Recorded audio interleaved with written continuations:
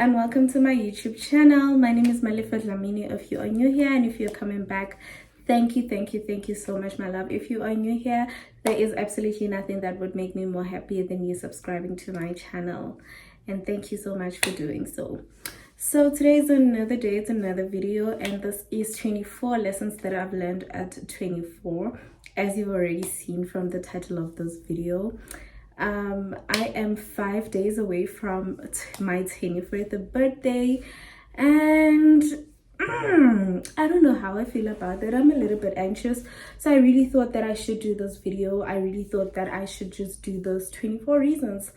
I'm a little bit anxious, to be quite honest.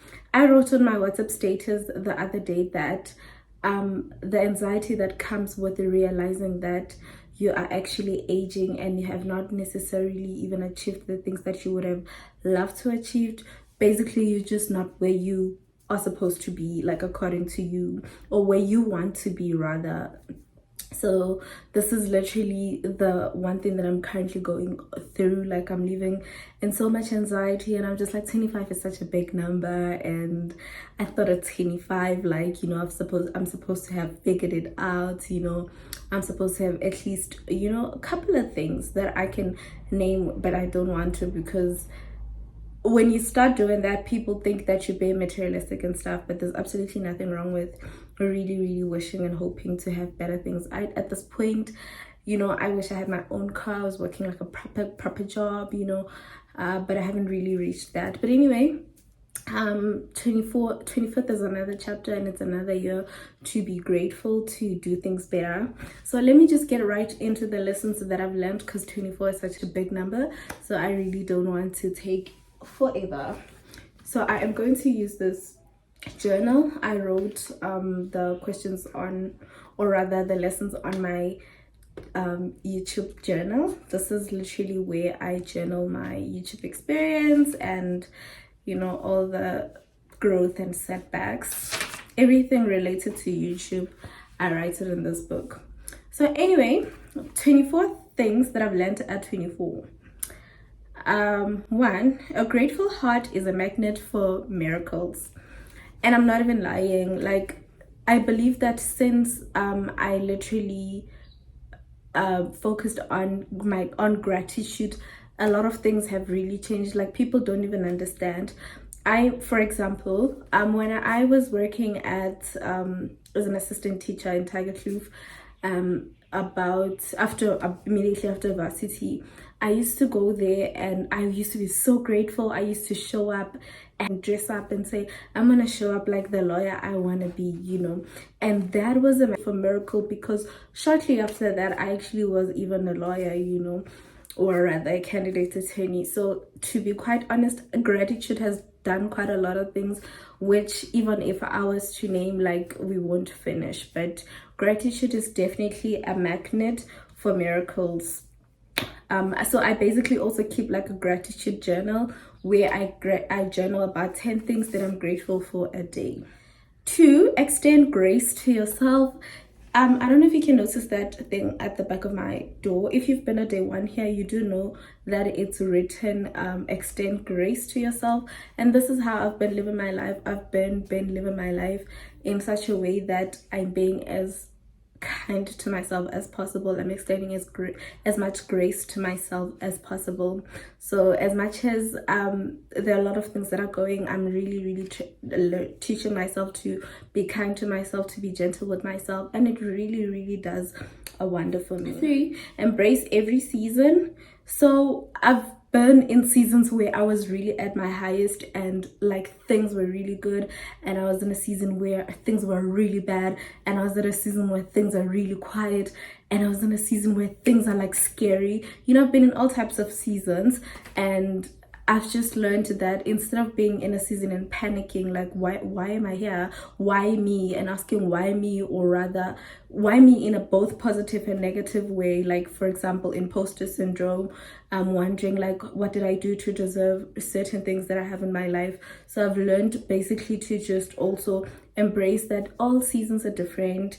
all things change at any time. So I have learned to embrace when I'm going through the most, when I'm at my happiest, and also when it's quiet, and when I'm just really going through a hard time. I've learned to really embrace that. So the best way to avoid disappointment is not to expect anything from anyone. Expectations really, this is a conversation that we could have and we're not even gonna finish, but it's not worth it having expectations, especially from people that are not worth it. So I've learned to really rather, like, for example, I'll even try and make it as much as practical examples for you to understand the lessons. I'm turning 25. I don't have plans for my birthday, but I'm not expecting anything from anyone. Like, if people wish me a happy birthday, I'll be really happy. If they buy me gifts, I'll be really happy, because if I expect people to come with bouquet of flowers and throw a huge surprise party for me, and then I don't get that, I'm gonna be disappointed. So honestly, the best way to really avoid disappointment is to expect nothing from anybody. 5, regret is a form of self-punishment. I constantly live on regret, and it doesn't help me, because vele I am aware that it's a form of punishment. I'm constantly crying over something that I wish I could have done better, but it doesn't help. 6, be selfish with you and be unavailable and productive. Guys, it's not worth it being always available. I'm one person that is constantly, like, always available for anyone, for whatever, and I don't, this is still a lesson that I'm actually taking through even to my 21st, because it doesn't help for me to be available for people who cannot even be there for me or show up for me when I do need them the most.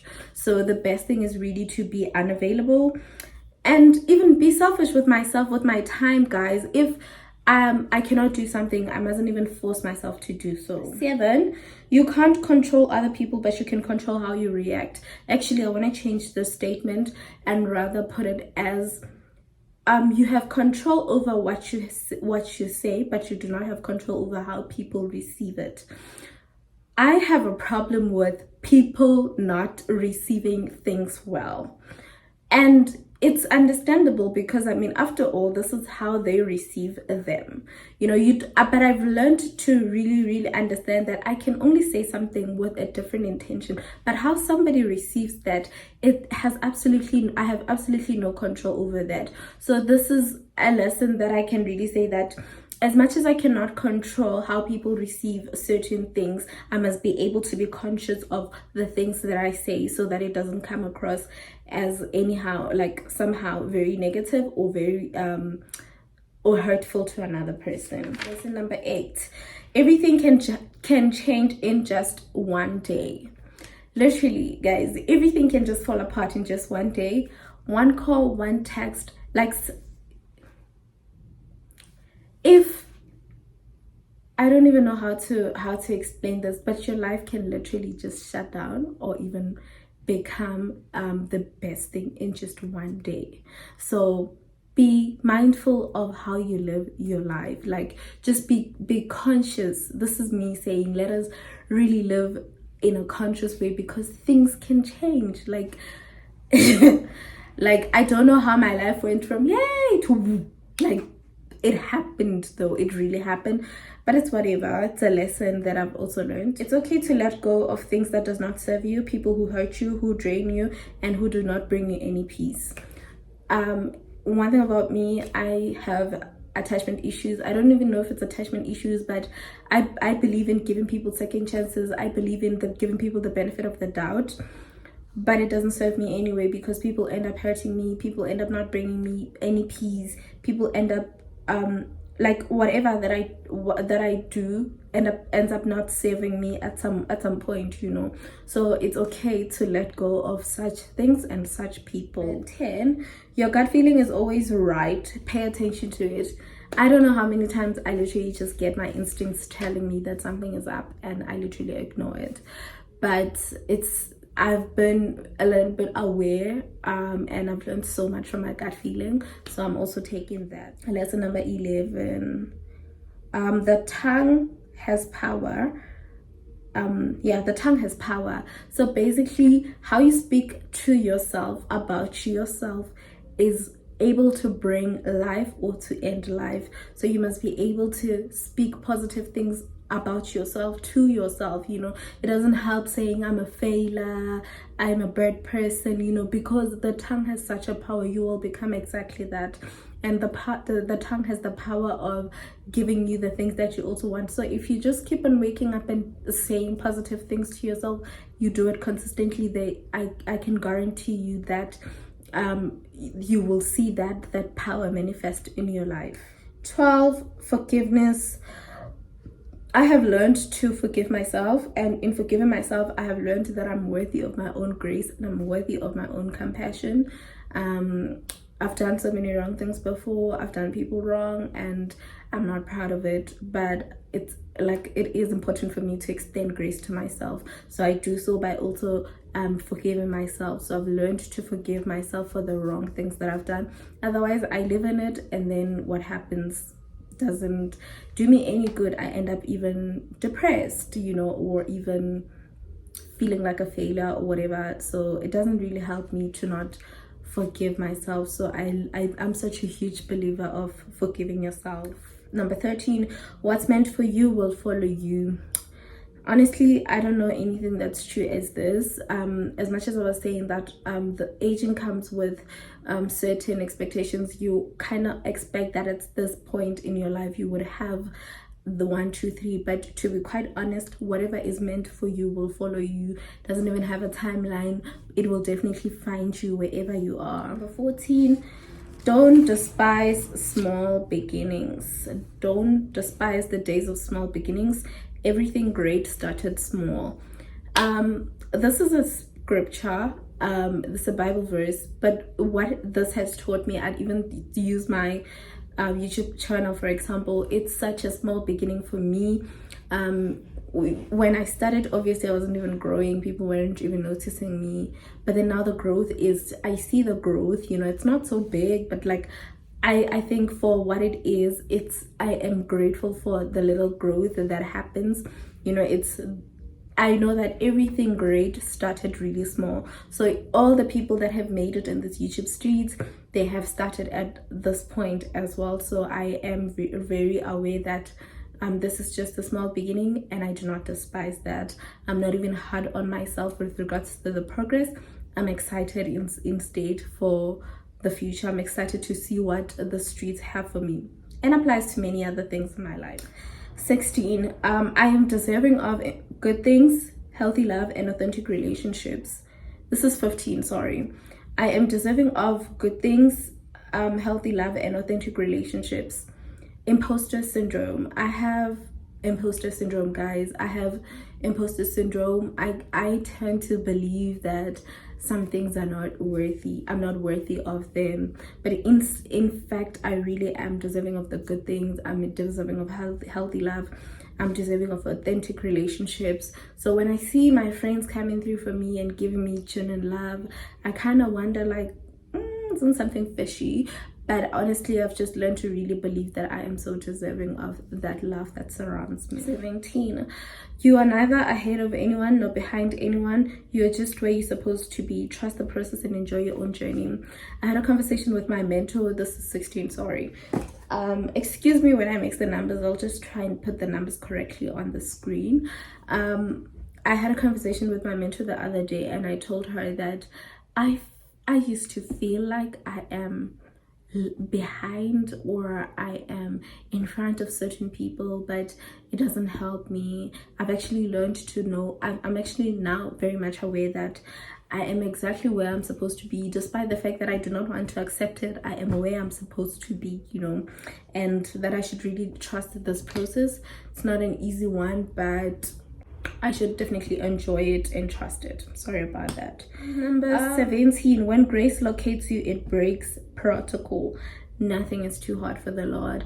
I know this. I've been in rooms with people who are really big, the likes of, who's this guy? Who's this guy? Oscar Pistorius' attorney or lawyer, the advocate Beru. Beru, yeah, is it Beru? Yeah, something like that. And it was kind of shocking being in places with people who are that big, but I do know for sure that when grace locates you, it breaks protocol. It will put you exactly where you think you do not even fit, you're not fit enough to be at. So yeah, that is like my biggest lesson as well. 18, some kind of failure always occurs before success. I did explain this on my channel. I did say that I failed my final year in university, and that broke me. I don't want to lie, it broke me. It was the most painful thing to ever happen to me, but to be quite honest, it was needed for me to actually be where I am at. I always think that had I not, I would have probably even stayed that year. If I had finished in record time, I would have probably stayed at home and not found a job at that time. But because it was timing, the failing was necessary. Immediately even after that, I got a job. So things happens for a reason. Number 19, success is not how much money you have, but the state of mind. We have a way of everyone has a way which they define success, but for me, I've learned that success honestly does not have to be the amount of money. Don't get me wrong, I would definitely love to have a lot of money. I would definitely love to afford myself the best and luxurious life. However, I know that when I'm in a good space and good state of mind, then I could create the success that I want. Another point, some things are better left unsaid. I'm also learning that it doesn't serve me to want to prove my point, to try and explain myself, or to try and defend myself. Some things are not even worth it anymore. So what I do is I leave some things unsaid. This is a lesson that I've learned, that sometimes if you're not given an opportunity, or sometimes it's just not necessary, and it's fine. Another point, opinions don't define your reality. Honestly, what people think about you doesn't mean anything. It doesn't say anything about you. That's really just their opinion. You know yourself, you know who you are. And I mean, even if you were to be a bad person and you know that you've done something wrong, you can always get back from that. You can literally recover from that. So honestly, what another person thinks about you doesn't necessarily define you, because you can be better than that. If you choose that you want something different, then you can definitely be a different person. Another point, you are your biggest priority. So with this, I'm my biggest priority. What I basically mean is that I'm constantly there for other people, right? But I should consider being there for myself, because anyway, like I should focus on taking care of myself even more, even if it takes being like a self-care queen, doing things that makes me more happier, spending on myself and just doing beautiful things for myself. Then I should definitely do them, because I'm my biggest priority. Choose your peace. I would definitely choose my peace any day, child. I would definitely choose my peace any day. If things don't serve me, people don't serve me, then I'll remove myself from them, because they don't serve me at all. Peace is the greatest thing that you'd ever be. You'd find yourself in living in peace. The last point is create the moment and live within the moment. Creating the moment and living within the moment is quite a practical thing. Like I've realized that I've been more sad than I'm actually happy in life. But what I have also taken from that is that I can create a moment to make myself feel better and to better, So sometimes I really, really do take time and create the moments for me. If it takes me doing myself a self-care routine in the house, having a movie date, or going out, just so I can create a certain moment that will make me more happy, then I will definitely go all out for it. And living within the moment is also something that I'm learning to do, that I've been learning to do. That yes, I can go and not be present, but I really need to be within the moment. And a bonus point, guys, is prayer changes lives. I don't even know, I'm not even going to try and explain those too much, because it's self-explanatory.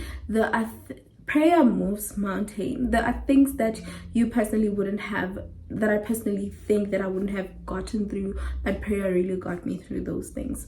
So if there's any best gift that I can afford myself is praying for myself daily and consistently. So yeah, these are the 24 things that I've learned at 24, and I am so excited for this chapter. I am definitely taking all these lessons again to 25. Will definitely be adding more on my 21st one. I am so excited, and I'll see you guys the next time you guys see me. I would be 25. I would be 25, and I'm so excited about it. See, I'm also looking cute. These are my last days of 24, and I'm doing the best. I'm going all out for myself, But anyway, thank you so much for watching until the end, you guys. If you have made it until this end, I really do appreciate it. By the time you see this video, it will probably be a day before my 21st birthday, so please do send those e-wallets, please do send those birthday messages, those gifts. I would highly appreciate them. Thank you so much, my loves. I hope that you have enjoyed this video. Bye.